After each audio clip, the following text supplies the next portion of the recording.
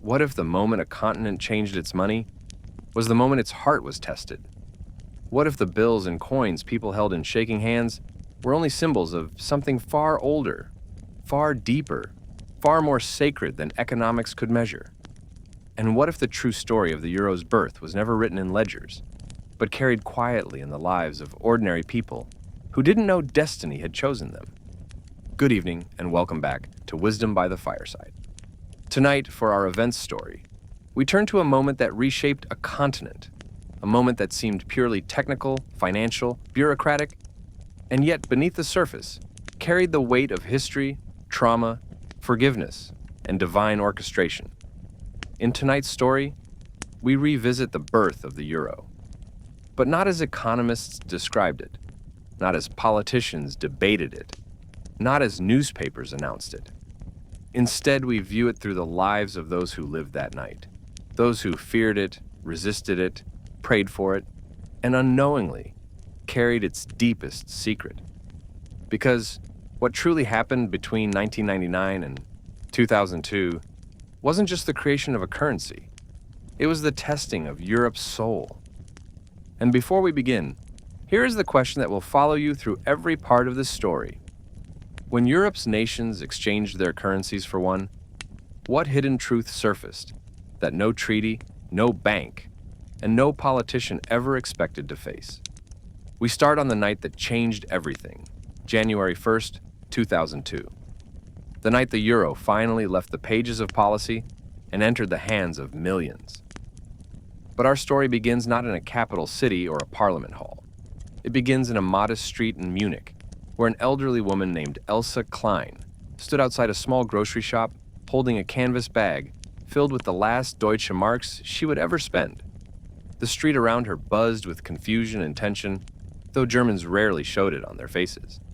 Cash machines had lines stretching around corners.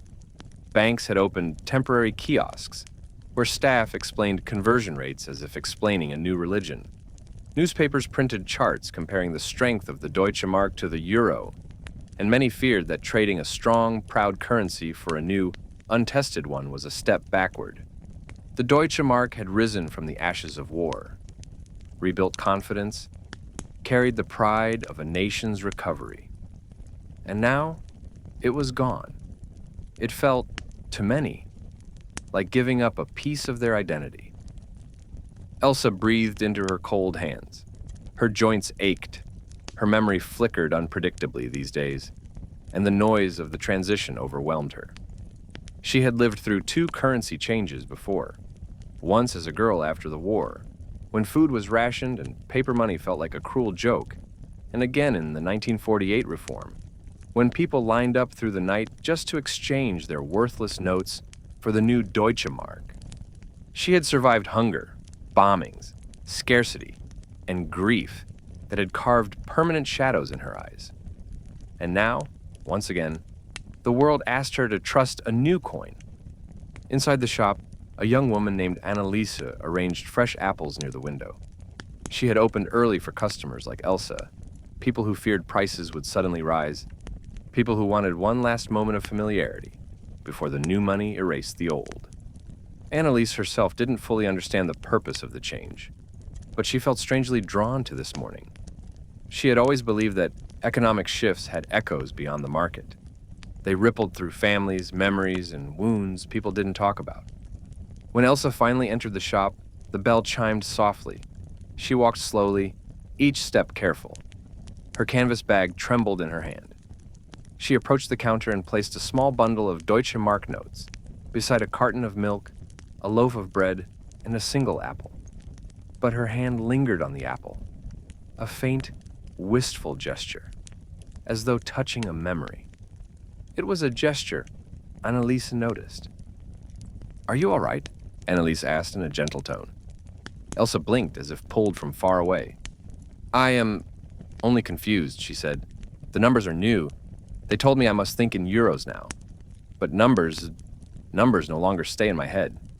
Anneliese smiled softly and rounded the counter. "May I help?" Elsa nodded. "I'm afraid I will give too much, or too little, and they will think I am foolish." "You are not foolish," Anneliese said. "You are learning something new. Everyone is. She gathered the items and calculated the conversion slowly so Elsa could follow. But when she pointed to the new total written in neat handwriting, Elsa's face tightened. She stared at the apple in particular, as though it carried a weight that Annalise could not yet understand. "Would it offend you?" Elsa whispered. "If I buy everything except the apple?" "Not today. I cannot." "Not today." Annalise shook her head gently. "Of course not. But if you'd like to take it, you may. It's just an apple." Elsa's eyes filled with a strange, trembling emotion. "No," she whispered. "It is not just an apple." She paid, took her items, and left quietly. And as the door closed behind her, Annalisa felt a strange pull, as if this morning carried a thread that would weave itself far beyond her shop, far beyond Munich, far beyond anything she could imagine. The euro had arrived, but something else had too, something older, quieter, and infinitely more powerful. A whisper of a story waiting to be uncovered. The morning unfolded slowly across Munich, and with each passing hour, more people entered Annalise's small store, carrying a mixture of curiosity, caution, and the kind of quiet anxiety that only appears when people feel a part of their identity slipping away. She kept her focus on the steady rhythm of customers, the new exchange rates pinned behind the counter, and the hum of whispered conversions floating through the aisles. Yet her mind repeatedly drifted back to the elderly woman with trembling hands and a voice that sounded like it carried decades of untold stories. Something about Elsa had lodged itself in her thoughts. It was not just her confusion, it was the sadness behind her decision to leave the apple behind, as though it represented a memory too heavy to purchase. Annalise knew that elderly customers often attach deep meaning to familiar objects, but this felt different, almost symbolic. Around mid-morning, after the small rush eased, Annalise wiped the counter and began checking the receipts she had printed manually earlier. Her pen paused when she reached Elsa's. The numbers were correct, the calculations matched perfectly, but something felt wrong. Annalisa had written the euro equivalent by hand, as instructed by the city's temporary guidelines for small shops. The total was ordinary, just a few items for a modest breakfast. But then her eyes drifted again to the unused apple on the counter, still sitting where Elsa had set it down, as though waiting for an explanation. She picked it up, turning it in her hand slowly. It wasn't special, no unusual markings, no stickers from a specific region. But the way Elsa touched it, the way she said, "It is not just an apple," echoed in her mind. And memories of her own grandmother flickered back, of stories whispered during winter nights, of wartime rations, of bitter cold and long lines, and the meaning of simple food. Perhaps the apple reminded Elsa of scarcity, of a time when fruit was rare. Perhaps it symbolized something lost, or someone lost.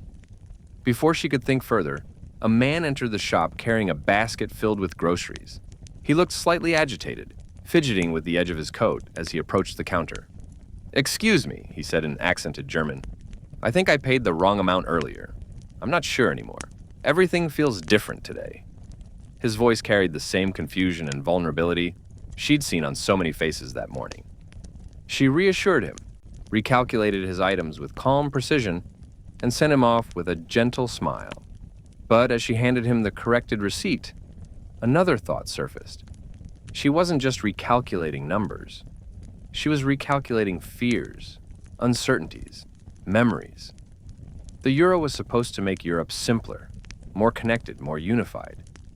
But at the ground level, it was testing people's trust in themselves and in their ability to navigate change. When the shop finally quieted again, she slipped the apple into her coat pocket, locked the shop briefly, and stepped outside. She had no specific purpose in mind, but her feet carried her toward the direction Elsa had walked earlier. The snow along the curb had begun to melt into thin slush, leaving small muddy pools that reflected the pale winter sun. She spotted Elsa about 2 streets away, standing near a bus stop, but not boarding any buses. She held her bag close to her chest, staring at something in the distance. Something only she could see. Annalise approached her gently. "Frau Klein?" she said softly. Elsa turned, her eyes momentarily confused before recognition settled in. "Oh, "The girl from the shop," she murmured. "I am sorry if I caused trouble." "Not at all," Annalisa said kindly. "I just wanted to make sure you were all right." Elsa looked down. "I am fine," she said, though her voice lacked conviction. "I only needed to sit. These changes, they remind me of old things." Annalise hesitated, then pulled the apple from her pocket. "I brought this," she said quietly. "You left it behind? I thought perhaps you changed your mind." Elsa's breath caught. Her hand moved toward the apple slowly, almost reverently, but stopped short of touching it. Instead, tears gathered in her eyes, breaking through the composure she had held onto all morning. "I did not leave it because I could not afford it," she whispered. "I left it because I feared what it would make me remember." Annalisa lowered her gaze, sensing a story behind the trembling voice, but she didn't push. Instead, she extended the apple again, gently enough that Elsa could take it if she chose to, or refuse it without shame. After a long moment, Elsa took it. Her fingers curled around it, and her shoulders shuddered as though the simple act had unlocked a floodgate inside her. "Thank you," she whispered. Annalise nodded softly. "If you ever need help with the conversions or anything else, my shop is always open." Elsa smiled, a brief, fragile smile that seemed to strip years of weight from her face. "I may visit," she said. "There are things I have kept to myself for too long." They parted ways, but as Annalise walked back toward her shop, something inside her shifted. She sensed that the apple, Elsa's hesitation, the confusion across the city, these were pieces of a larger puzzle. The euro's arrival wasn't just about economics. It was stirring old wounds, long-buried promises, forgotten memories. Europe wasn't just changing its currency. It was reopening its history. And somewhere deep inside her, Annalisa felt the beginning of a story she did not yet understand. While the first euro bills circulated through Munich with trembling hands and uneasy glances, another corner of Europe woke to an equally profound, equally fragile morning. In Athens, the sun had risen with sharp brightness, casting light on the city's marble columns, crowded streets, and the restless energy that always filled its markets. The air held the scent of roasted sesame, diesel fumes, and sea breeze drifting in from Piraeus. Although Greece had technically adopted the euro electronically in 2001, physical notes and coins only arrived today, and the entire country felt as if it were stepping across a threshold without knowing what lay on the other side. Vendors at Monastiraki Square argued over new conversion rates. Elderly men glanced suspiciously at the shiny new coins, flipping them between their fingers as though testing their authenticity. And in a narrow residential street not far from the Acropolis, a taxi driver named Nikos Konstantinou leaned against his yellow car, rolling a final handful of drachma coins between his palms. The drachma had been part of Greece for millennia. It had survived empires, dictatorships, reunifications, bankruptcies, and booms. It had been clutched by generations who believed, sometimes foolishly, sometimes courageously, that the future might be kinder than the past. Nikos stared at the coins as though they were relics of a life that no longer belonged to him. He remembered his father handing him a single drachma coin when he was a boy and saying, "This is not money. This is a memory of who we are." His father spoke often with poetic conviction, insisting that every coin carried the soul of the people who used it. Now, as Nikos stood there, he felt something inside him tighten. He would accept euros today. He would drive passengers who carried tiny slips of blue and orange paper. But he wasn't ready to let go of the drachma in his heart. His first passenger of the morning was a young man hurrying to catch a ferry. As Nikos loaded the suitcase into the trunk, the man handed him a new €5 note with a look of uncertainty, as if expecting Nikos to reject it outright. Nikos took it politely, though the texture felt unfamiliar. The colors too bright, the paper too crisp. He provided the appropriate change in euros, converting carefully, repeating the numbers in his head as if reassuring himself. Every calculation tested not only his mathematics, but also his identity. When the young man waved goodbye and disappeared into the crowds near the port, Nikos remained seated in the driver's seat for a moment, his thoughts heavier than the morning traffic. Midway through the day, an older woman flagged him down near a medical clinic. She held a small envelope filled with the last handful of drachmas she'd been saving for her prescriptions. But the pharmacy now accepted only euros. She looked at Nikos with pleading eyes, unsure what to do. Without hesitation, he took her to the nearest bank and walked with her inside, helping her exchange the bills and coins. They waited in line among dozens of anxious citizens. Some clutched envelopes tied with string. Others held jars full of tiny bronze coins. A few muttered about how unfair it felt to give up something so familiar, while others quietly feared the euro would bring unpredictable hardship. When the exchange was finished and the woman stepped outside, clutching her new euros, she turned to Nikos and said, "Your father would be proud. You have his kindness." Her voice cracked slightly as though mentioning him stirred something painful in her. Before he could ask what she meant, she disappeared into the crowd, leaving him speechless. He hadn't told her anything about his father. How did she know him? What memory had she carried? What connection had he overlooked?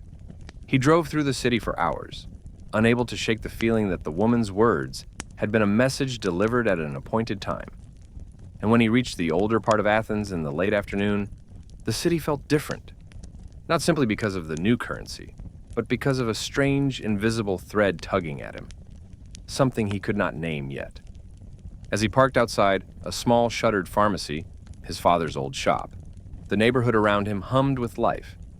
Children kicked a ball near the curb. A fruit vendor argued with a fisherman about the price of oranges.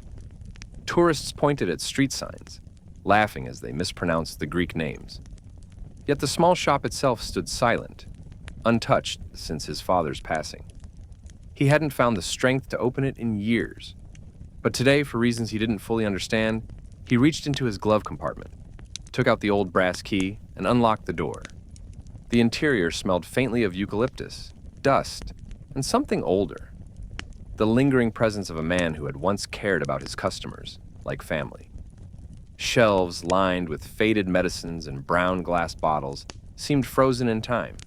A thin layer of dust coated the counter, where his father had spent countless evenings listening to people's stories, forgiving their debts, telling them hope was not foolish but necessary. Nikos walked behind the counter and sat on the old wooden stool. He ran his hand across the surface, tracing faint scratches left by years of work.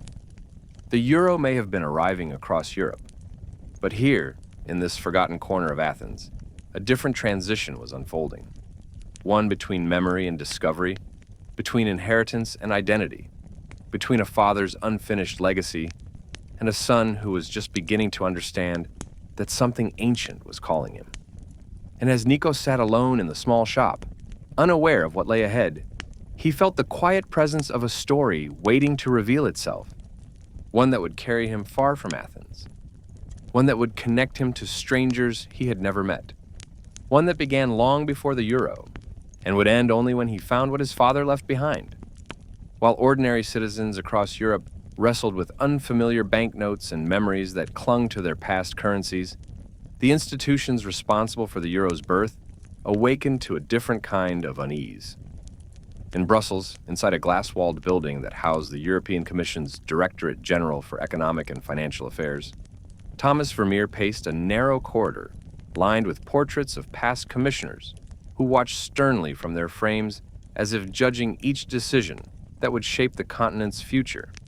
Thomas, a senior economist, barely in his early 40s, had spent the last 6 years consumed by the Euro project, its design, its simulations, its forecasts. Yet, as the world stepped into this historic morning, he felt a tremor of doubt ripple through him, one he had never dared voice in any official meeting. He stopped near a window overlooking Schumann Roundabout, where officials, aides, and journalists rushed across the plaza like ants stirred awake. The outside world appeared confident, as though the continent had collectively taken a deep breath and exhaled into unity. But Thomas knew better. He knew that beneath the surface lay old national wounds, unresolved resentments, debts that stretched back not just years, but generations. He feared that no matter how precise the models were, no matter how carefully the macroeconomic frameworks had been crafted, Europe's unity on paper could crumble if its people didn't believe in it. On his desk earlier that morning sat a single piece of paper that had arrived under his door, with no sender, no explanation, just a black-inked sentence, written in steady cursive. A currency without trust dies. The simplicity of the message unsettled him more than any complex projection he had ever studied. Someone out there understood the fragility of this moment in a way that transcended economics. The handwriting was elegant, almost old-fashioned, the kind a scholar or elder might use. He had folded it into his coat pocket, unable to throw it away, unable to fully understand why it meant so much. His phone buzzed, startling him.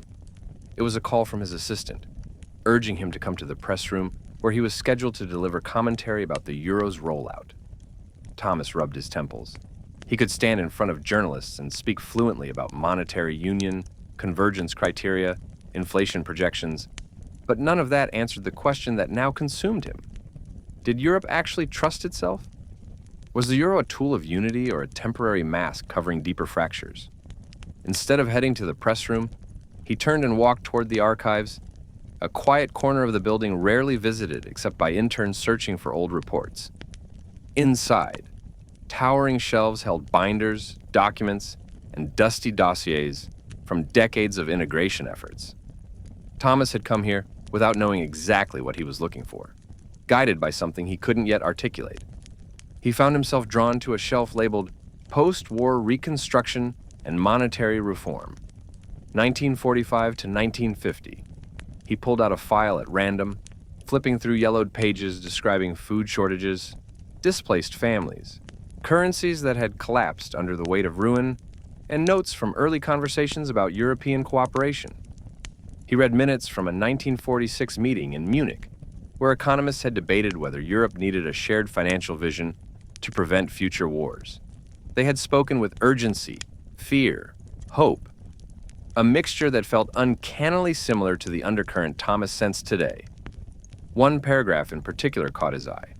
It was handwritten, inserted between typed notes, and dated the same year. Unity begins first in forgiveness, not in finance. Any future currency must rest on mercy across borders, or it will inherit the fractures of the past. Thomas leaned back, stunned. The handwriting looked vaguely similar to the note he received that morning. Was it just his imagination? Or was there a connection? He slipped the file into his briefcase, intending to study it later. But as he did, an unsettling thought crossed his mind. Across Europe, millions of people were handling euros today, comparing them to their old currencies, questioning their worth, debating their symbolism. Yet none of them knew that decades earlier, scholars and survivors of war had spoken privately about forgiveness as the true foundation of unity. None knew that behind the spreadsheets and treaties lay a much older, much more human story. As Thomas stepped back into the hallway, he felt a shift inside him. Not a loss of faith, but the beginning of a deeper understanding. The euro wasn't only failing or succeeding based on numbers. Its real test was spiritual, emotional, historical. And without someone uncovering the story beneath the story, Europe risked losing something precious. At that exact moment, across the continent in Munich, an elderly woman named Elsa rested on a bench clutching an apple that had awakened a memory too powerful to ignore. And in Athens, a taxi driver named Nikos sat alone in his father's dusty pharmacy, unaware that the same morning would lead him toward revelations that would bind him to strangers he had never met. The euro had been introduced to unify economies, but what no one realized, not even Thomas yet, was that it was about to reveal an invisible thread connecting stories across borders. Stories carried by people who did not know one another, but who each held a missing piece of something larger than themselves, something the continent had forgotten, something waiting, quietly to be remembered. Back in Munich, Elsa Klein walked slowly toward her apartment, each step heavier than the last, as the winter air pressed gently against her frail frame. The apple Annalise had returned to her felt warm inside her coat pocket, though the temperature outside was freezing. It wasn't the fruit itself that warmed her. It was the memory it carried, one she had not allowed herself to confront for decades. She reached her building, an old structure that had survived the air raids, its walls bearing the faint scars of a time she rarely spoke about. Inside her apartment, she slipped off her coat with trembling hands, placed her groceries on the small wooden table, and sat down beside a window overlooking the courtyard below. Children played in the snow, their laughter muffled by layers of wool and decades of peace they took for granted. Elsa watched them for a moment before turning to the apple resting beside her. She reached for a knife and carefully cut the fruit in half. The scent of it, faint yet distinct, brought back a memory so vivid that she had to shut her eyes to steady herself.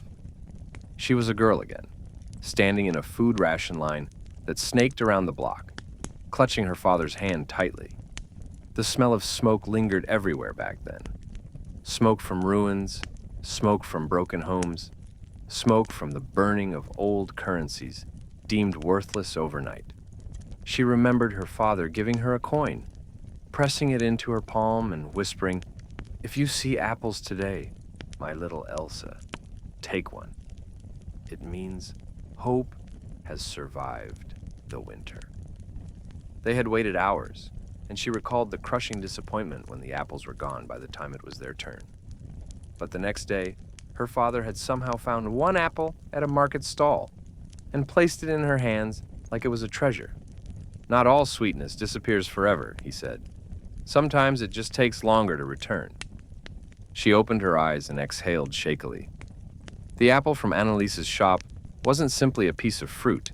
It was a symbol from her past, a reminder of her father's resilience and of the unexpected kindnesses that kept people alive through the bleakest years. She hadn't thought of him in this way for a long time, not with warmth, but with the pain of memory buried deep beneath the layers of aging and forgetting. The euro reminded her of that old transition, when the Reichsmark died and the Deutsche Mark took its place, when her family had lost nearly everything but still clung to hope. Today felt too similar, too close, as though the past had found a way to resurface. As she sat lost in thought, something inside the cupboard caught her eye. A small wooden box she hadn't opened in years. She stood slowly and retrieved it, placing it on the table beside the apple. Dust clung to its corners, and the metal clasp was slightly rusted. Inside were letters tied with string, faded photographs, and notes written in her father's handwriting. She had opened this box only twice before, once when her husband died, and once when her son moved to another city. Each time, the letters reminded her of the hands that had built her world long before she was old enough to understand its fragility. She untied the string and opened one letter. The ink had faded but remained legible. It was dated 1946, written in her father's steady hand and addressed not to her, but to someone named Demetrios. Elsa frowned. She had never noticed this letter before. She read the first lines, and her heart tightened as she realized it was a letter of apology, an apology to a Greek man whose family had suffered during the war. Her father wrote of a promise he had made on the ruins of a burned home. He wrote about a meeting in a small Greek village where he and a stranger had carved their initials into the bark of an old olive tree as a gesture of remorse and forgiveness. He wrote that they had agreed their families should never inherit the hatred they themselves had witnessed. Elsa's breath quickened. She turned to another letter, then another. Each reference to Greece seemed almost unreal, a part of her father's life he had never shared with her. Why Greece? Why this man, Demetrios? Why had her father kept these letters when so many others had been lost? She dug deeper into the box and found something else, a small piece of parchment with coordinates. She recognized the numbers immediately, though she didn't understand why. They pointed to a place near Sounio, a coastal region of Greece, known for its ancient temple ruins and olive groves. Elsa felt a sudden urgency stir inside her, a pull she hadn't felt in years. Why would her father keep coordinates to a place in Greece? What had happened there? Her hands trembled. She tried to calm herself, but found she couldn't shake the feeling that the euro wasn't the only thing being resurrected today. Old connections, hidden promises, silent stories.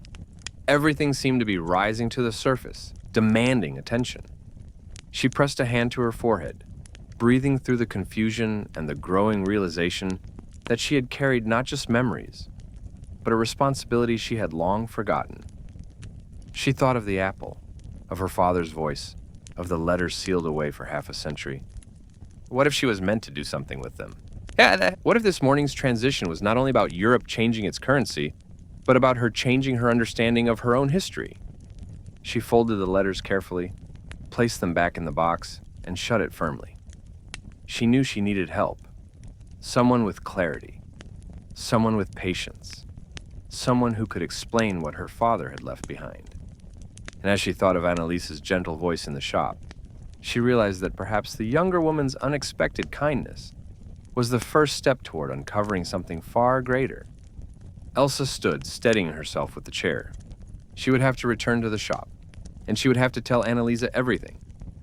In Athens, Nikos remained seated on the small wooden stool behind his father's pharmacy counter, surrounded by shelves of forgotten medicine bottles and carefully labeled jars that had long since expired.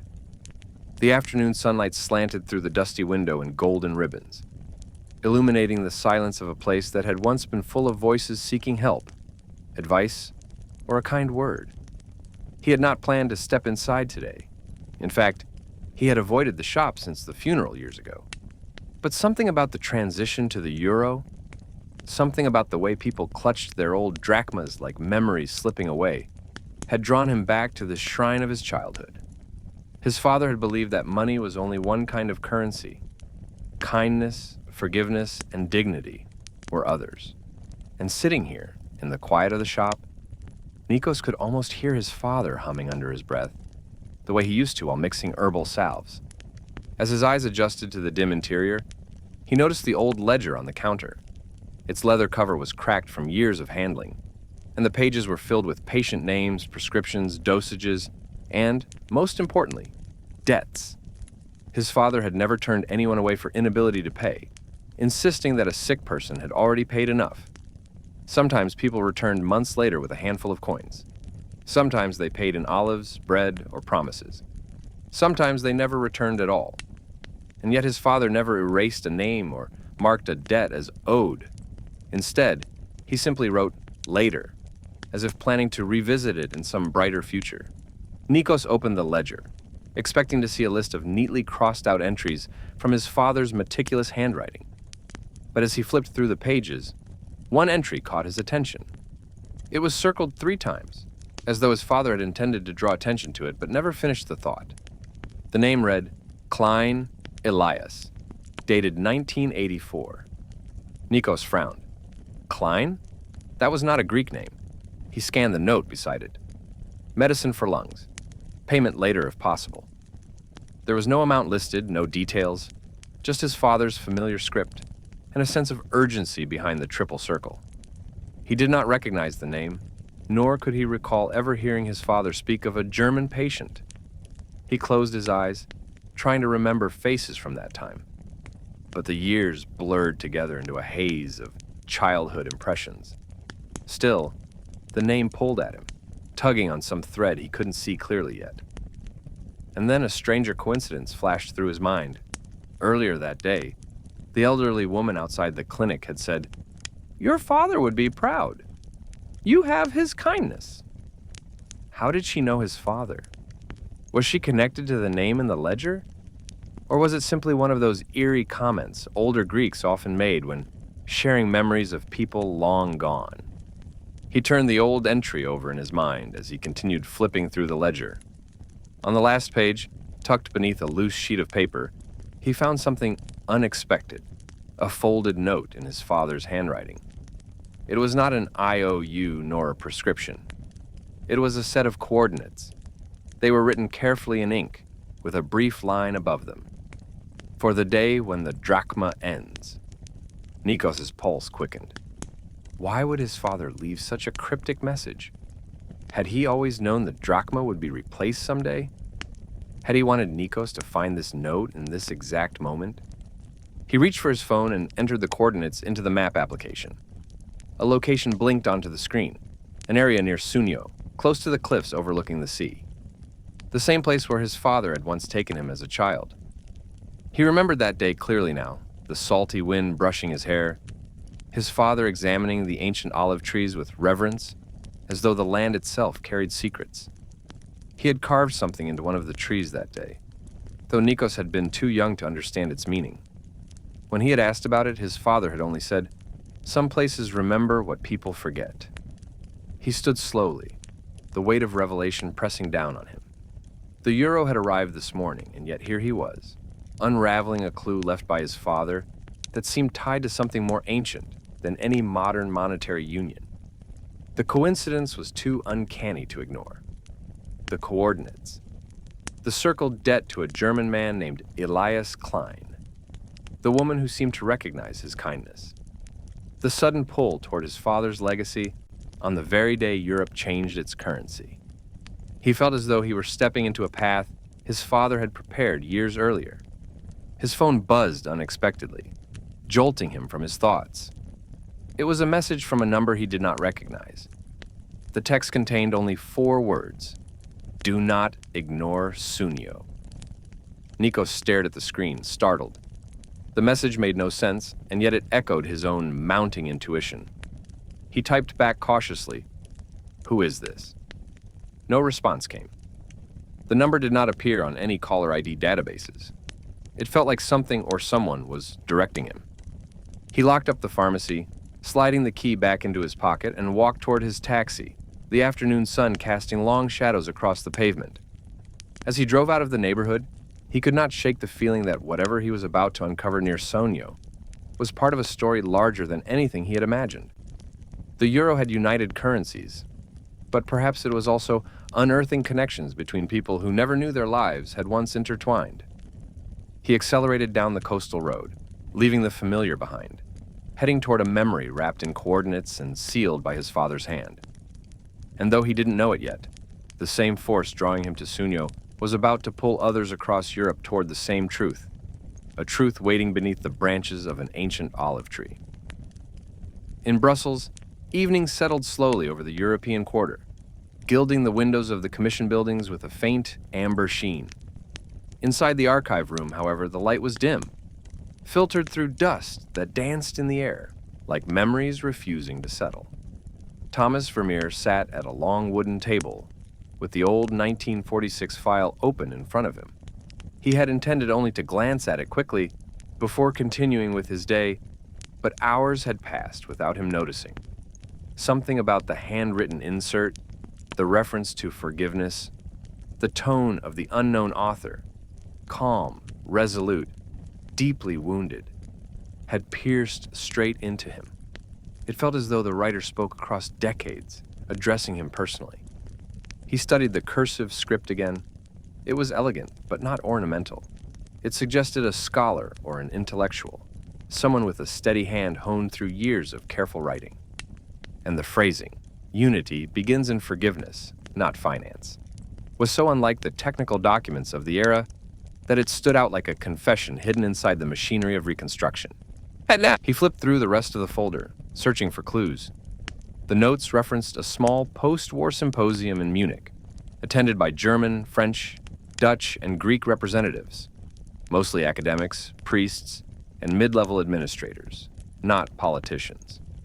Their names were listed, but one name was partially smudged, as if erased by accident or by intention. E. Klein. No first name, no title. Just a surname with a faint initial, and beneath it, a note in the margin that Thomas almost missed. Greek liaison, D. K. He remained still for a long moment, the faint hum of fluorescent lights echoing in the room. E. Klein, D. K. The initials meant nothing to him at first, yet the pairing felt odd. One German, one Greek, linked in a document about moral reconstruction rather than economic rebuilding. He leaned back in his chair, rubbing his lower lip with his thumb, a habit he took up during graduate school whenever he sensed he was approaching an idea concealed behind ambiguity. Then his thoughts returned to the note slipped under his office door earlier. A currency without trust dies. The handwriting was similar, though newer, written with a slightly shakier hand, as though the author was older now. Could it be possible that the same person who inserted the handwritten page in this decades-old file was the one who contacted him today?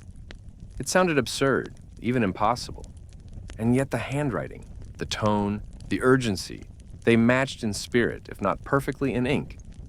He stood and began scanning the archive shelves, pulling out related files.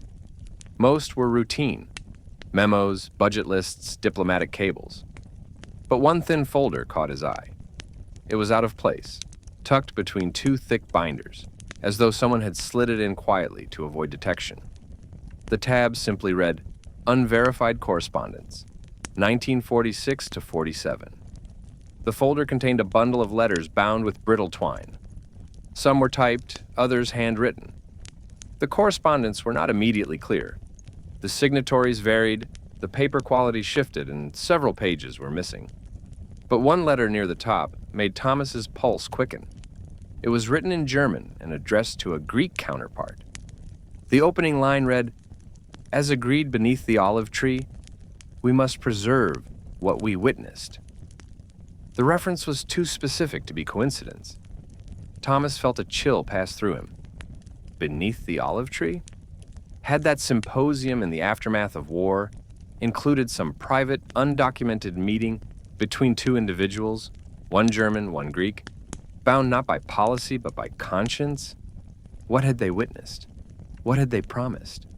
And why did it feel as though these forgotten correspondences were waking up today, on the very dawn of the Euro? The letter continued in a tone both confessional and fearful. Those who lost loved ones must not be left with bitterness alone. If Europe is to rebuild, we must acknowledge debts that cannot be paid with money. The phrase "debts that cannot be paid with money" struck him with unusual force. It echoed the mysterious sentence from the note under his office door, merging past and present in a single moral logic. He flipped to the next page, another fragment. "If the currencies of our nations change again in future years, may the truth of our agreement not change with them." The handwriting was clearly the same as the insert he had found earlier. The same loops, the same confident strokes, the same sense of solemnity. Whoever wrote this had carried the burden of what they witnessed for decades, long enough to fear that history might overturn their quiet pact. Thomas leaned forward, gripping the edge of the table. His mind raced with possibilities. What if the euro was not merely an economic milestone, but the fulfillment, or the test, of some old moral promise forged between two survivors of war? What if there was a story buried beneath decades of institutions, tucked into forgotten letters and anonymous notes, waiting for the right moment to resurface? And what if today, this day of transition, was that moment? He placed the letters back into the folder carefully, as though handling relics rather than administrative documents. A growing certainty pressed against his ribs. He needed to find the author, or their descendants, someone who understood what these messages were about. Then his phone buzzed again. A new message from an unknown number, just 5 words. Munich, Athens, find the link. His breath caught. 2 cities, 2 threads, 2 lives already touched by the Euro's arrival in unexpected ways. He didn't know their names yet, but the mystery itself seemed to vibrate with meaning. Thomas stood, heart pounding. The euro had been introduced to unite markets, but something far older was beginning to unite people. Something that began beneath an olive tree in the ruins of 1946. And he knew with startling clarity that he had just stepped into that unfinished story. Night had settled fully over Munich when Annalisa turned the shop sign to closed and began sweeping the floor. The day had been long, heavy, threaded with small moments of confusion and conversations with customers who felt the euro arriving like a stranger knocking on their front door. She had managed each interaction patiently, but beneath her calm exterior lingered the encounter with Elsa, whose eyes had carried grief and memory in equal measure. The apple now missing from the counter left an odd emptiness behind. as though removing it had opened a space not meant to be empty yet. As she swept, she replayed the woman's trembling voice, the way she had seemed simultaneously afraid of the apple and afraid of letting it out of her sight. She decided she would check on her the next day.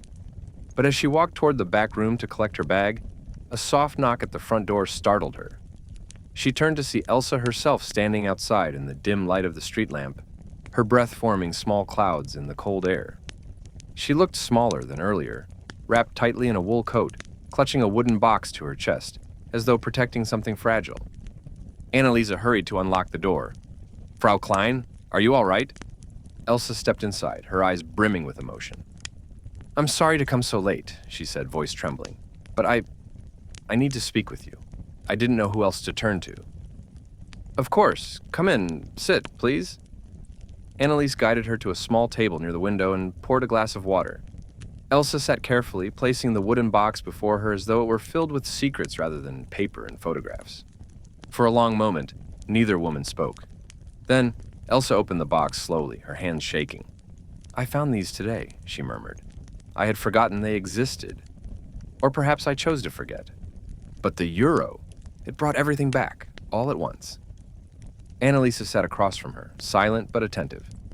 Elsa reached inside and pulled out the letters tied with string. "These are my father's," she said. "He wrote them after the war. Some are addressed to friends, some to colleagues. But one is to a Greek man, a man I never knew existed." She placed a letter on the table, its edges yellowed with age. Annalise listened as Elsa explained what she had discovered. The apology, the mention of an olive tree, the coordinates pointing to Greece. The story unfolded slowly, heavy with the weight of decades. "My father never spoke of Greece," Elsa said softly. "But he wrote that he owed this man something he could never repay. And he wrote that our families must never inherit the bitterness of the past." Her eyes glistened. "It feels like a message meant for today." Annalise leaned forward. "What do you think it means?" Elsa exhaled shakily. "I don't know, but I feel pulled, as if something unfinished is trying to reach through time." She paused, then added in a whisper, "And I believe I'm not the only one." Before Annalise could ask what she meant, Elsa slid the parchment with coordinates across the table. "My father marked a location in Greece," she said, "near Sounio. I don't know why, but I can't shake the feeling that someone is waiting there." Annalisa felt the hairs on her arms lift. She didn't know why, but the name Sounio stirred something inside her, like a word she had heard before but couldn't place. She brushed the feeling aside and focused on Elsa. "Do you want to go there?" she asked gently. Elsa nodded slowly, tears gathering at the corners of her eyes. "I do, but I'm 83. I can barely walk 2 blocks without resting. And yet, something inside me says, this is the last piece of my father's story, the last piece of my own story." Silence settled between them, thick with significance. Then, Annalise took a deep breath and said, "If you want to go, I can go with you." Elsa's eyes widened. "My dear, I could never ask that of you." "You're not asking," Annalise said softly. "I want to." Before Elsa could respond, the phone behind the counter rang, a sharp sound that made both women jump. Annalisa stood and answered it, expecting a supplier or a wrong number. But the voice on the other end froze her blood. A man, speaking in accented German, said calmly, "Do not let her travel alone. The truth does not belong to one family." "Excuse me, who is this?" Annalise asked, her voice tight. But the line clicked dead. She turned back toward the table, heart pounding. Elsa looked pale, gripping the box tightly. "Who was it?" she whispered. I don't know," Annalise said. "But whoever it was, he knew about you. And he knew you were here." Elsa's breath trembled in her chest. "My father wrote that some debts last longer than a lifetime," she murmured. "Perhaps this one survived into a new century." The wooden box between them pulsed with a meaning neither woman fully understood yet. Outside, the snow continued falling, blanketing the city in a quiet that felt almost sacred.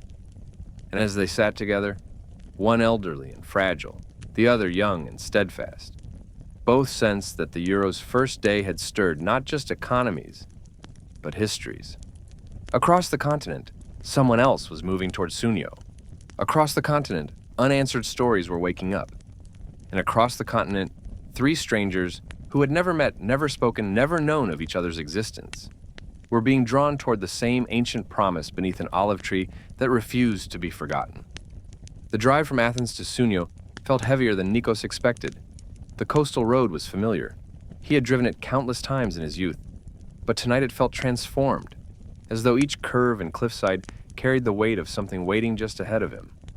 The Aegean stretched out endlessly to his right, its dark waters shimmering faintly under the moonlight, while the distant silhouette of the Temple of Poseidon stood like a sentinel, carved from stone and memory. The wind was cold, pushing against the taxi, urging him forward.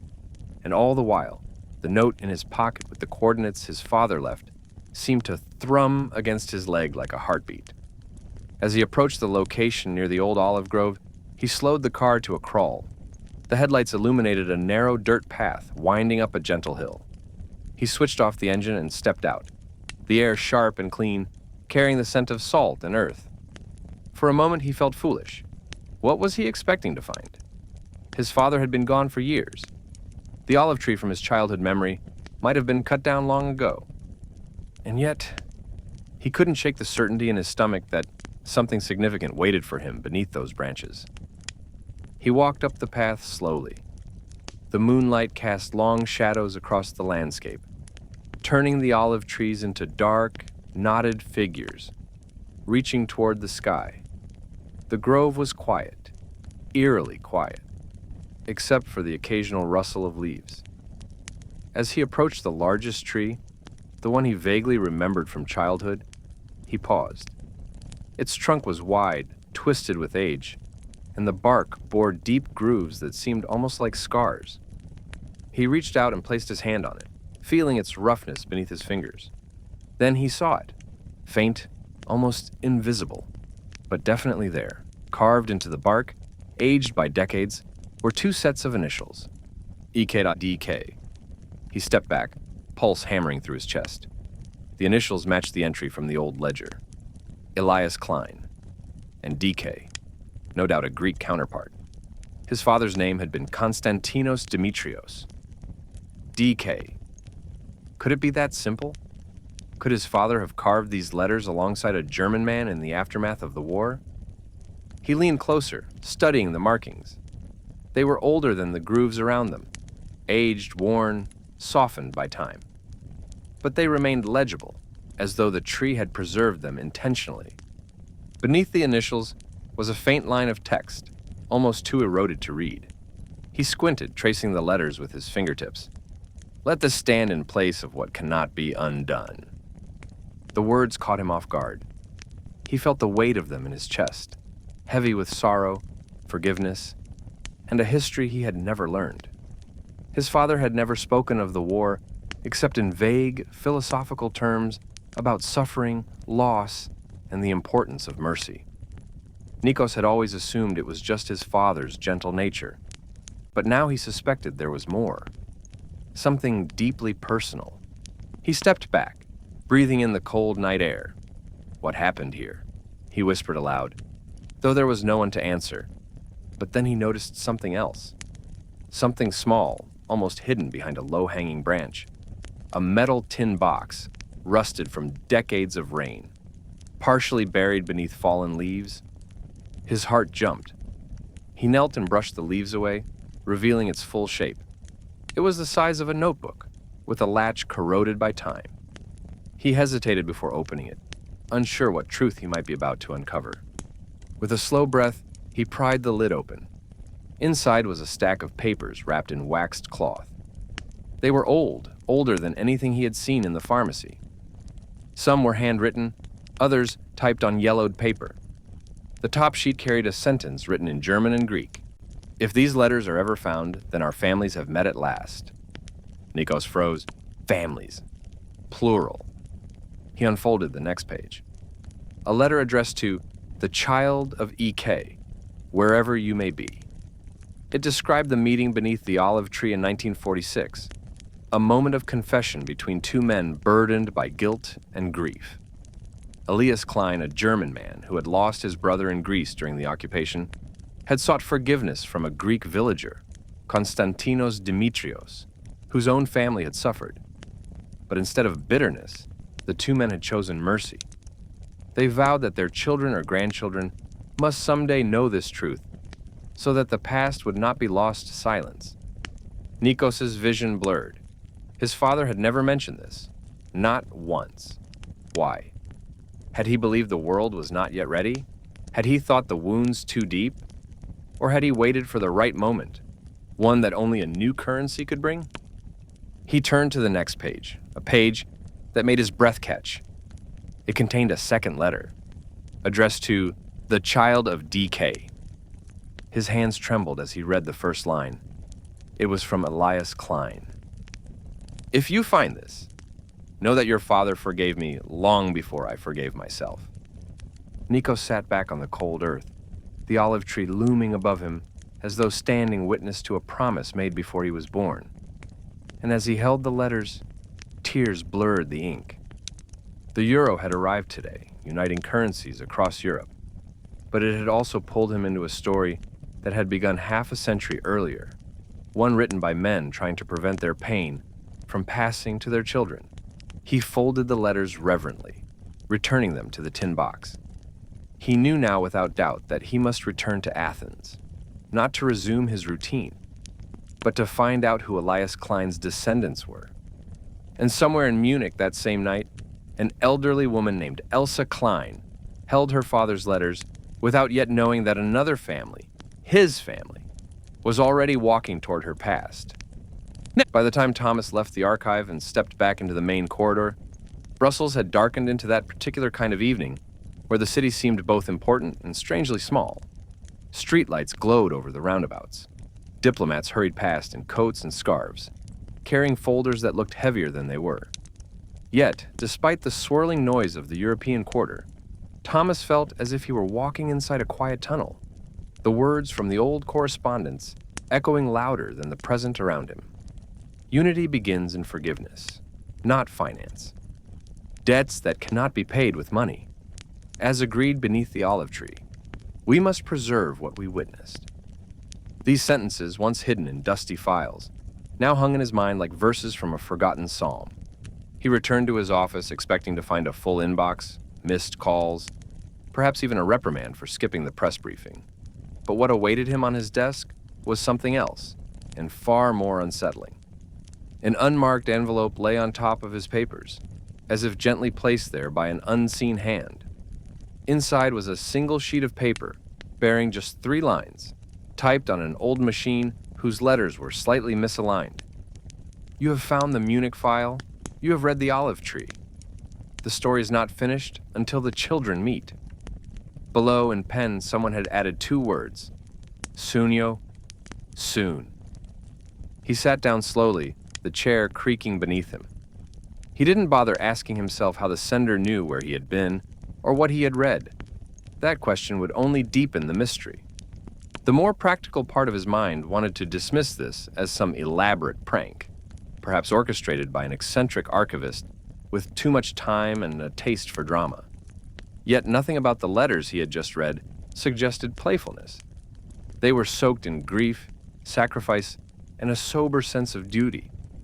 If those men beneath the olive tree had vowed to preserve their story for a future generation, then perhaps someone, somewhere, had taken up their cause and decided that the day of the euro was the appointed time to bring their descendants together.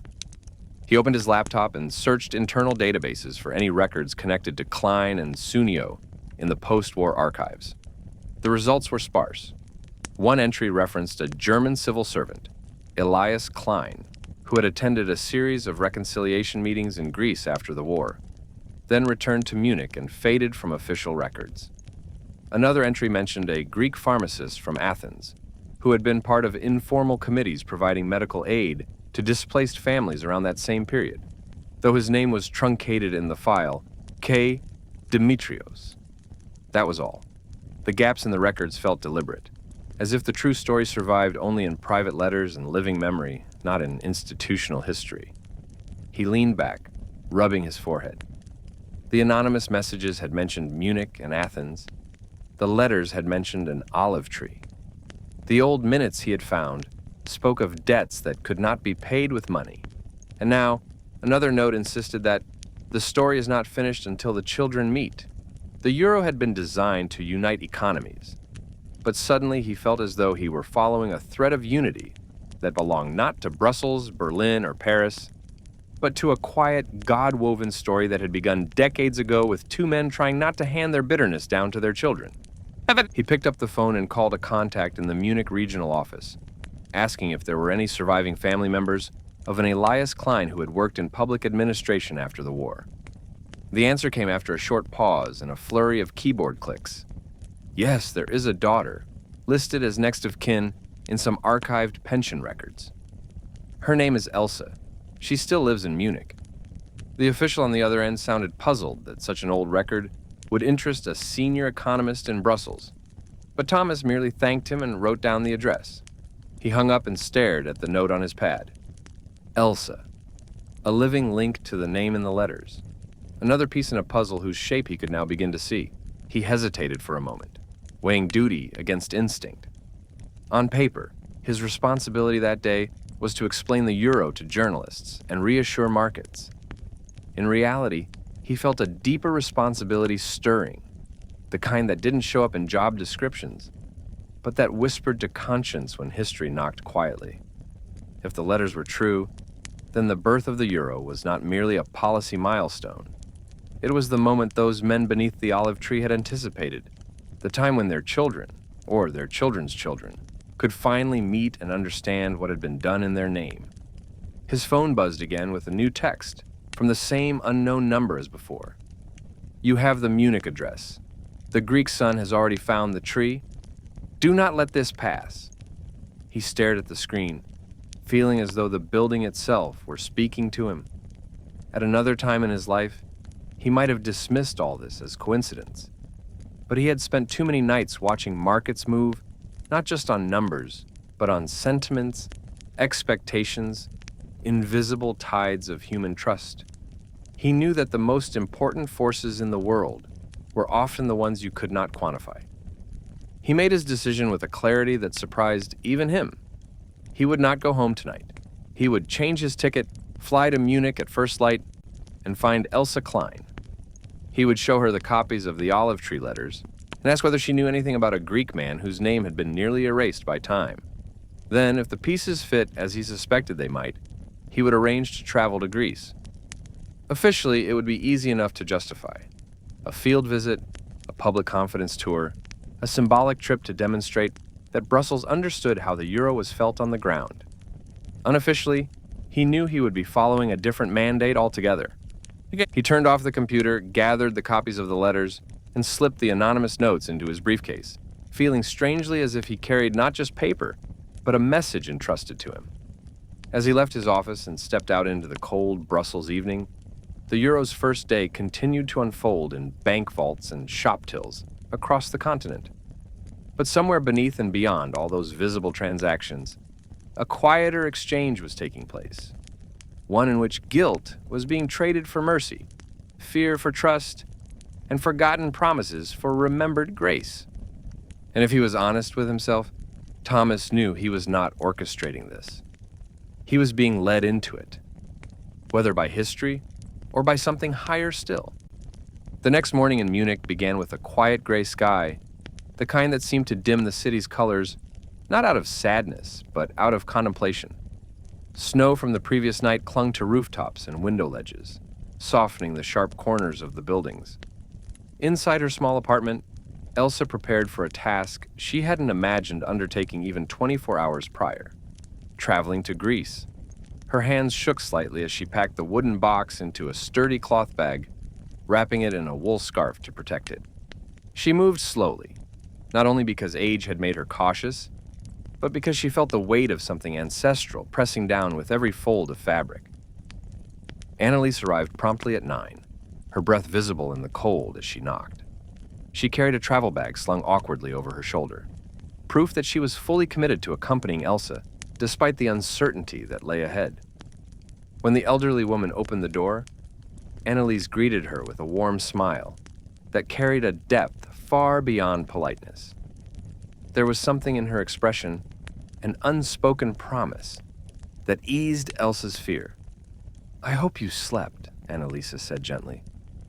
"A little," Elsa replied. "Dreams came, memories I had not invited. But perhaps that is what happens before one steps into the past." They sat briefly at the kitchen table, drinking hot tea while the morning light crept across the floor. Elsa hesitated before speaking again. "My father used to say that forgiveness is a path you walk without knowing where it leads," she murmured. "Yesterday I thought I understood those words. Today, I am not so sure." Annalise reached across the table and placed her hand over Elsa's. "You're not walking the path alone anymore." Something in Elsa's eyes softened, as though a long-held sorrow had loosened ever so slightly. Their plan was simple: gather documents, arrange travel, and begin the journey within the next day. But fate moved faster than they expected. As they stepped outside, a dark sedan pulled up beside them. The window lowered just enough to reveal a middle-aged man with a clean, sharp face and an accent that softened his German. "Frau Klein?" he asked politely. Elsa stiffened, clutching the bag with the wooden box. "Yes?" she replied cautiously. The man handed her an envelope through the window. "This arrived at the Regional Commission office this morning with your name. They asked that I deliver it to you directly." Without waiting for questions, he nodded, raised the window, and drove off slowly, disappearing around the corner. Annalisa watched the car until it vanished. "Do you often receive envelopes from government offices?" she asked lightly, trying to diffuse Elsa's obvious concern. "No," Elsa whispered, her voice thin. "Not once in my entire life." They opened the envelope inside the stairwell for warmth. Inside was a letter, not typed, but handwritten in firm script that seemed strangely familiar. "If you have found the letters, then the time has come. Do not travel alone. The Greek son has awakened his father's promise. Brussels has been notified. The path leads to Sounio. Follow it." Below the message was a signature, or rather the absence of one. Just a looping flourish that told them nothing. Annalise stared at the paper, her heart thudding. Who could know about everything? About Greece? About your father? Elsa shook her head. Someone who has been watching this story longer than we have. They stood together in silence before Elsa folded the note and placed it with the others in the wooden box. "Then we must go," she said with quiet resolve. "If others know more than we do, then delay will not protect us." Annalisa nodded. "I'll book flights immediately." But as they prepared to leave, the bell of the small landline phone shattered the silence. Elsa answered cautiously, and the voice on the other end sent a tremor through both women.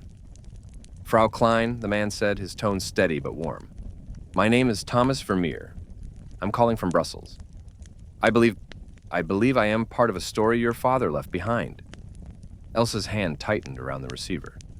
"How did you get my number?" He hesitated before answering.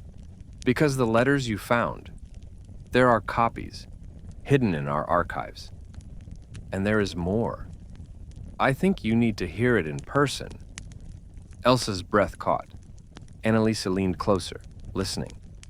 Thomas continued, "I have just booked the next flight to Munich.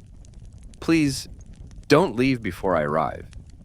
Elsa exchanged a look with Annalise, one of fear, one of recognition, one of the strange certainty that this was the moment everything began fitting together. "How do we know we can trust you?" Elsa asked. There was a long pause, and when Thomas finally spoke, his voice carried a sincerity that needed no evidence. "Because I think your father and his Greek friend trusted each other enough to save us from inheriting their pain. And I think what they built is meant to end with all of us together." Elsa felt her throat tighten. She had heard many voices in her life, kind ones, cruel ones, honest ones, but something in this man's voice told her that he was not calling out of curiosity or politics. He was calling because he too had been caught in the undertow of this old, unfinished history. "All right," Elsa said quietly. "We will wait for you." After she hung up, the two women stood still, the gravity of the moment settling around them like a cloak. The euro notes in Elsa's purse were crisp and new, symbols of a continent's unity. But the story unfolding around her felt older than any currency, older than treaties, older even than the olive tree whose bark carried her father's initials. Far across the continent, Nikos drove back toward Athens with the tin box beside him, unaware that two women in Munich and an economist in Brussels were now being drawn toward him by invisible threads woven decades earlier. Some stories, Elsa thought, do not wait for us to be ready. They simply begin. By the time Thomas's plane touched down in Munich, the morning clouds had begun to thin, allowing shards of pale sunlight to pierce through, as if Europe itself were trying to illuminate the path ahead. He stepped onto the cold tarmac, carrying only a leather briefcase, inside of which lay the letters, the copies from the archive, and the anonymous notes that had guided him this far. But more than paper weighed on his mind.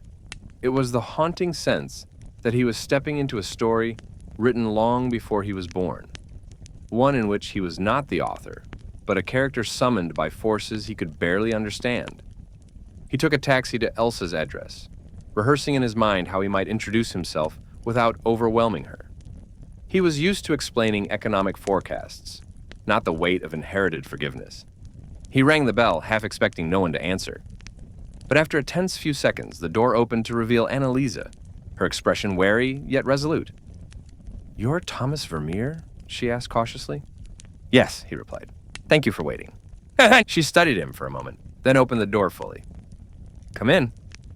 Elsa sat in the living room, the wooden box resting on her lap like a sleeping child. Thomas paused when he saw her, taken aback by the strength and fragility combined in her gaze. He approached slowly, offering a polite nod. "Frau Klein," he said softly, "thank you for allowing me to come." Elsa motioned for him to sit. "You said my father's letters are in your archives." "Yes," Thomas replied, "not all of them, but enough to recognize that whatever your father experienced in Greece, someone in Brussels believed it mattered enough to preserve." Annalise listened silently as Thomas unpacked the briefcase and placed his copies of the olive tree letters on the table. Elsa leaned forward, hands trembling slightly as she compared them with her father's originals. Her eyes widened when she saw the identical handwriting, the identical sentences, echoes of the same story preserved in two different places. "I never knew," she whispered. "He never spoke of this, not once." "He wasn't alone," Thomas said. "The Greek man he met, Konstantinos Dimitrios, also left letters. But we found only fragments of his side of the story. Someone had removed most of them years ago. I believe they wanted to keep the promise private. Until the time was right." Annalise asked quietly, "And that time is now?" Thomas exhaled, the weight of the previous days pressing down on him. The euro was always meant to be symbolic. Economic unity, a new beginning. But these letters, this story, suggest that the idea of unity was born long before the treaties, in the hearts of two men who refused to pass their bitterness to their children. He paused, looking between the two women. "And I believe their children were meant to meet." Elsa closed her eyes briefly, overwhelmed. "My father wrote about forgiveness, about debts that cannot be paid with money. I thought he meant it figuratively. But now," her voice cracked, "there is someone else out there, someone connected to him." "There is," Thomas said. "A man in Greece. We don't know his name yet, but we know his father was DK, Konstantinos Dimitrios. And I believe," his voice softened, "I believe he has already found the olive tree." Elsa gasped, hand rising to her mouth. Annalise whispered, "Then we need to go, now." Thomas nodded. "I booked us all on the next available flight to Athens. From there, we travel to Sounio." Elsa hesitated. She looked at her coat, her bag, the photos on her mantelpiece. Then she looked at the coordinates on the parchment inside the box. "All my life," she murmured, "I wondered whether my father left something unfinished. I never imagined that what he left was a bridge." Annalisa helped her stand, and together they prepared for the journey. Soon, they were in a taxi heading to the airport. Elsa held the wooden box tightly to her chest. Thomas sat beside her, glancing at the briefcase where the Brussels copies rested. Annalise gazed out the window, silent but resolute. As the taxi sped through the Munich streets, Elsa spoke softly. "Do you believe," she asked Thomas, "that God weaves stories from threads we don't know we're carrying?" Thomas paused before answering, surprised by how natural the question felt. "If this week has taught me anything," he replied gently, "it's that the most important stories aren't found in books or archives. They're hidden inside the lives of people who never knew they were part of something larger." He looked toward the gray sky. And sometimes, he waits until the exact moment when the world is changing to show us why the past still matters.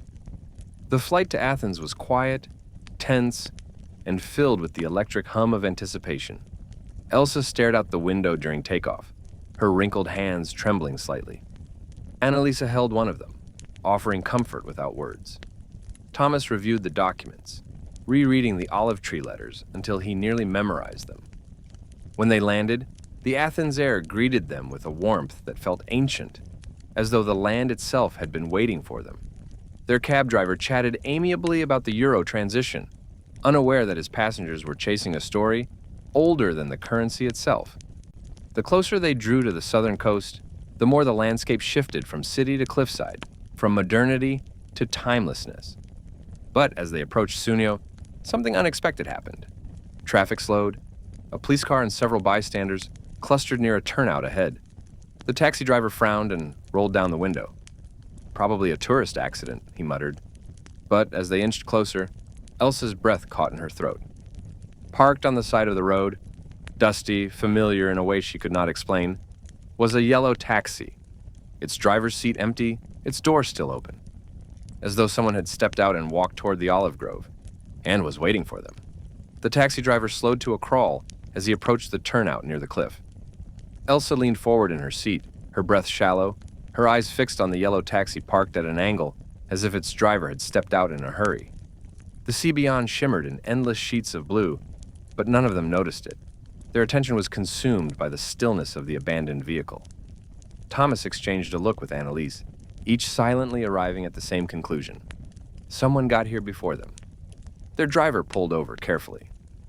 "This is where the road ends," he said. "The path to the olive grove is just ahead, but be careful. The ground is uneven." They stepped out into the coastal air, the breeze carrying faint brine and the distant cry of gulls. Elsa steadied herself against Annalise's arm as they approached the dirt path. The wooden box felt heavier than ever in her hands. Thomas walked ahead, clutching his briefcase, scanning the surroundings for any sign of movement. Then they saw footprints, fresh ones, leading up the path. Human footprints, male, heavy, one set, and at once they understood. These were the steps of the Greek sun.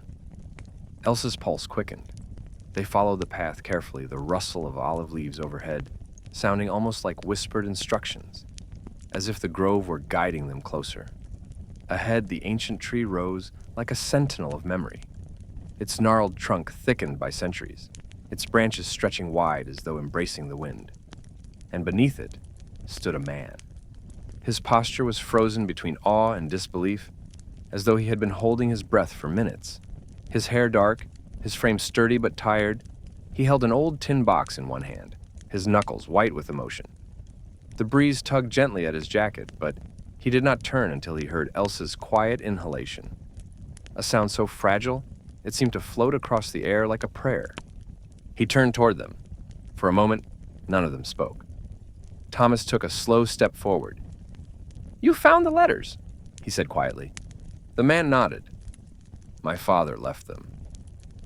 His voice carried the cadence of Athens, steady but shaken by something older than fear. Recognition. A recognition not of faces, but of destiny. Elsa's grip on the wooden box tightened, her voice trembling as she said, "And mine left these." She stepped closer, and the man, Nikos, looked at her with eyes full of questions he had carried his whole life without knowing. He swallowed, unsure of what words could possibly bridge the space between them. Thomas stood slightly behind Elsa, his presence grounding but gentle, allowing the moment to unfold without interference. Nikos cleared his throat. "My father, Konstantinos Dimitrios. He worked in a small clinic. I thought I knew him. I thought he was just a kind man who treated people, even if they couldn't pay." His gaze drifted to the olive tree. But he came here, with someone he forgave, and someone who forgave him. Elsa held her breath, then stepped closer until she stood directly in front of him. Her eyes glistened with the fear of truth, the fear of what she might learn, and the hope that the truth would finally free her. My father was Elias Klein. Nikos's breath caught. He stared at her, stunned. It was as though a curtain had been lifted from his life. He glanced at the initials carved into the tree, EK and DK. Suddenly, everything aligned. He touched the carving lightly, then looked back at Elsa. They met here, he whispered, under this tree. They chose mercy instead of hatred. Elsa wiped a tear from her cheek.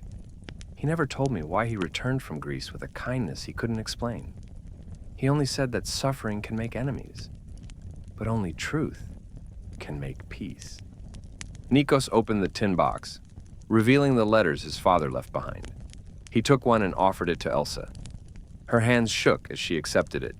She unfolded it slowly, seeing her father's name written in Greek-scripted German. To the child of the man I wronged, may the olive tree stand between us, not a war. She pressed a hand over her mouth, her body trembling. He apologized, even in writing. And my father answered him, Nikos added, lifting a second letter. He wrote that forgiveness was not a gift to the other man, but a gift to himself. He wrote that they carved their initials not to remember the past, but to declare that the future would be different. The three of them stood silently beneath the olive branches, the wind weaving through the leaves like the voice of the land itself. Thomas closed his eyes briefly, overcome by the fullness of it. This is why the notes came, he said. Why the letters surfaced today. Why we were drawn here. He looked at both of them. Your fathers wanted this moment. And someone, maybe more than someone, made sure it happened on the day Europe became one currency. For a long moment, none of them moved. The ancient tree seemed to lean in, as though listening. Elsa felt her father's presence beside her, not in a mystical sense, but in the deep way old wounds begin to heal when truth is finally spoken aloud. Nikos felt something lift from his chest, a heaviness he had never understood until this moment. Then, almost as one, they stepped closer to the trunk. The initials were still there, weathered, cracked, but visible, a testament and a promise, a covenant between men who refused to pass their bitterness to their children. Elsa traced EK with her fingertips. Nikos touched DK at the same time. Thomas watched quietly, feeling as though he were witnessing more than reconciliation. He was witnessing inheritance restored. Elsa whispered, "What was broken ends here?" Nikos nodded. "And what was forgiven begins again." The wind stirred around them, sweeping through the grove, carrying away the weight of half a century. In that moment, the euro, the new currency uniting Europe, felt less like an economic system and more like a reminder that unity is born first in the heart, not the ledger.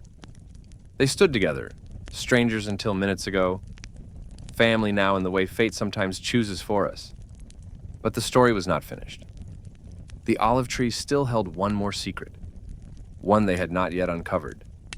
For a long time, the three of them remained beneath the olive tree, as though their father's spirits stood among the branches, urging patience, urging the truth to unfold at its own pace. The air around them grew still, heavy with the resonance of things long unsaid. Elsa held her father's letters close to her chest. Nikos knelt on the cool earth, his hands brushing over roots that curled like old veins. Thomas stood quietly at their side, feeling the presence of something ancient and deliberate pressing against the moment. But then, Annalisa stepped closer. Her eyes had been studying the tree for several minutes, noticing details the others had missed. Its unusual bark patterns, the way one area near the base bulged slightly as if hiding something underneath. She crouched down, pulling aside dry leaves and loose soil. Something metallic glinted faintly beneath the surface. "Thomas," she whispered, "come look at this." He joined her, kneeling beside her on the ground. The others gathered as well. Elsa's breath trembled as Nikos brushed away more of the soil until a corner of a small rusted object appeared, thinner than the tin box he had found earlier, almost flat, almost fused into the earth. "A box?" Thomas murmured. "No," Nikos said softly. "A notebook, or what's left of one." The object was bound in metal, the kind used for field journals during the war decades earlier. Its surface was worn smooth by time. Nikos pried it gently from the earth. As it emerged, the cold metal shivered faintly in his hands, as though it had been waiting for this exact moment to breathe again. Elsa pressed a trembling palm to her lips. "My father. He must have left it." Nikos shook his head slowly. "Or mine did." Thomas ran a thumb along the spine of the notebook. It could be both. He opened it carefully. At first, the pages were blank, washed out by moisture and sun, smudged beyond recognition. But deeper inside, protected by the metal binding, the ink survived. The writing was faded but legible, and when Elsa saw the first line, her knees gave out. Annalisa caught her just in time. The first entry read, "To the ones who come after us, if you are reading this, then the world has changed enough for truth to matter." The signature beneath it, Elias Klein, June 1946. Elsa wept silently, her tears falling onto the pages as if returning water to a seed left dormant. Nikos swallowed hard. "Turn to the next page." Thomas did. The handwriting changed. Not German cursive, but Greek, strong and angular. "And if you are reading this, then you have chosen to follow mercy instead of the silence we feared." Signed, Konstantinos Dimitrios. The notebook contained alternating entries, a dialogue between two men who had survived war, guilt, loss, and the kind of pain that sculpts a soul into something deeper. They had buried the notebook together, beneath the olive tree, as a witness that unity, true unity, was not forged by treaties, but by personal courage. Page after page revealed pieces of their shared history, how Elias had been stationed near a Greek village and witnessed something that broke him, how Konstantinos lost family but chose mercy instead of revenge, how they argued beneath the olive tree for hours before realizing that forgiveness was a kind of justice too, how they carved their initials to symbolize a promise they feared their countries were not yet ready for, and how they hoped that when Europe finally found a way to unite, their children or grandchildren would stand under the tree and finish what they began. Then came a page, written later, its ink darker, its tone urgent. The world will change again. When it does, the truth must surface. Let the children meet when a new currency binds the continent. Elsa lowered her head. "He knew," she whispered. "Father knew the euro would come someday. Or maybe he only hoped the world would reach for unity again." Nikos brushed a thumb over his father's signature. "My father used to say that some promises live longer than those who made them." Thomas felt his throat tighten. This is the forgotten foundation of the euro. Not politics, not economics, a moral promise. Elsa looked up at him. "You said unity begins in the heart, not the ledger."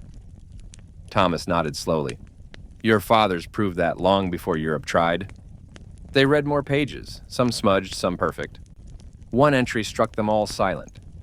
"If our children ever meet, let them know this.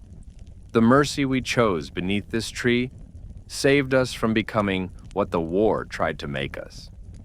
Elsa closed her eyes. "They did not want us to inherit their hatred." Nikos nodded softly. "They wanted us to inherit their courage." A gust of wind swept through the grove, the branches shifting as though applauding what had been found. The notebook lay open in Thomas's hands, carrying the voices of two men who refused to let the world break them in the same way twice. Annalisa whispered, "Then all of this, was meant for today." Elsa looked toward the horizon where sea met sky. "For the day, Europe became one currency," she murmured. for the day the continent tried again to choose unity over division. Nikos lifted his gaze to the olive tree, for the day we arrived. But just as the peace of the moment settled around them, Thomas noticed something tucked into the very back of the notebook, an envelope sealed in wax, its edges untouched by moisture. The wax bore the imprint of the olive branch. He opened it carefully. The letter inside carried no signature, only one line. The final piece remains. Find the stone beneath the tree. Elsa inhaled sharply. Another secret? Nikos looked at the massive roots twisting into the ground. Our fathers did not leave one story. Thomas's pulse quickened as he folded the note. They left us a path. They gathered beneath the olive tree once more, this time with a shared purpose, as if the three of them and the two fathers, whose shadows lingered in the branches, were part of the same breath the earth now exhaled. Sunset streaked the sky with gold and rose, the horizon melting into the Aegean in long, trembling lines of light. The air felt charged, expectant, as though the land itself knew that the final piece of a story, 70 years old, was about to surface. Thomas read the letter again. Find the stone beneath the tree. Simple, direct. Not poetic like the others, but decisive, intentionally placed for the moment their children would stand exactly where they now stood. Nikos knelt at the base of the trunk, brushing aside the dry soil and leaves. There are many stones, he murmured, but one must be different. Elsa moved closer, steadying herself on Annalise's arm. My father used to say that truth hides where the heart can reach it, she whispered. Not too high, not too deep. Nikos nodded, selecting stones around the roots one by one. Some were smooth river stones, some sharp, some ordinary. But then he reached a flat stone, half buried, its surface carved with faint symbols, weathered by decades of wind and salt. Thomas leaned down. That one. Nikos lifted it gently. Beneath the stone lay a small metal capsule, cylindrical, sealed tight. Its surface had oxidized, but the capsule remained intact, a testament to the care with which it had been hidden. Nikos unscrewed the cap slowly, reverently. Inside lay a single sheet of paper rolled tightly, preserved by time and intention. He unrolled it carefully. As the paper unfurled, Elsa gasped softly, covering her mouth with a trembling hand. Annalisa leaned closer, her breath catching. Thomas felt his heart thud like a drum. The message was handwritten by two hands, one German, one Greek, side by side, a dual signature at the bottom. Elias Klein and Konstantinos Dimitrios, August 1946. And the message above them read, If unity ever returns to Europe in our children's lifetime, let them complete what we began. We have forgiven each other, but forgiveness must become more than memory. It must become legacy. Then, beneath that, let them choose what we did not live long enough to give. A blessing spoken by one family to the other. Elsa's breath shuddered. A blessing? For us to speak? Here? Together? Nikos swallowed hard. They wanted us to finish their prayer. Thomas exhaled, voice low. Then this gathering, it is not coincidence. It is inheritance. The three of them formed a small circle beneath the olive tree. The leaves above rustled softly as though stirred by unseen hands. The Aegean breeze cooled their faces. And in that sacred stillness, Elsa, voice quivering with age, grief, and strength, began to speak. My father carried guilt he never voiced, but he carried love too. Love for a future where his children would not inherit his sorrow. Today, I release him. She turned to Nikos, tears glistening. And I release your father as well. May the memories of suffering never shape the hearts that come after us. Nikos bowed his head, overcome. Then he spoke, his Greek lilted voice steady and warm. My father believed forgiveness was stronger than anger. He forgave your father not because he forgot the past, but because he believed in the future. Today, I offer that forgiveness back to your family, freely, joyfully, completely. Elsa wept quietly, her shoulders shaking. Annalisa placed a hand on her back, steadying her, grounding her. Thomas closed his eyes, feeling the air shift, as though something invisible, something heavy, had finally been lifted from the ground itself. The branches above rustled louder, wind weaving through them like gentle applause from heaven. Then, as if drawn together by fate, Elsa and Nikos placed the notebook and the letters, both their father's words, at the base of the olive tree. The roots cradled the paper like a living embrace. Annalisa stepped forward, her voice soft.